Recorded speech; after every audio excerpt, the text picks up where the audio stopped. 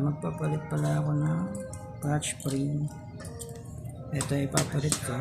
So pang quick QI6 S150 SkyDrive 1000 RPM to mga boss. Ito siya.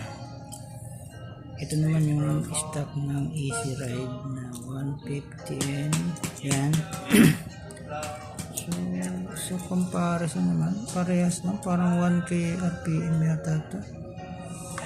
Tsaka itong 1K RPM na pang ano, na ipapalit ko, same lang. Appearance, parehas.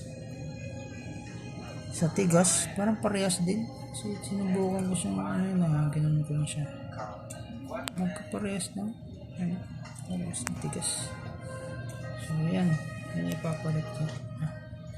Stock to stock. Lahat to stock. So ito lang ang papalit ko. Yun ang mga boss na update lang kayo pagka naikabit na siya at naitak ko na. So yan lang muna yung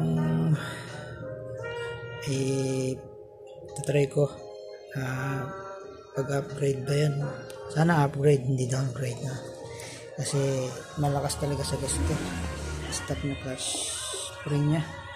Matagal bago kumapit. Pero sa tingin ko itong 1K RPM na ito, parehas lang talaga silang tigas.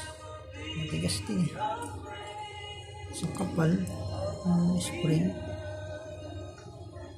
Parehas lang talaga. Yan na.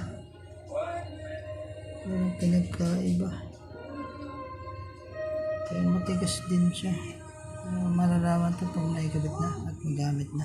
So yun lang mga boss na update na lang ulit ako pagka kung ano yung performance nito.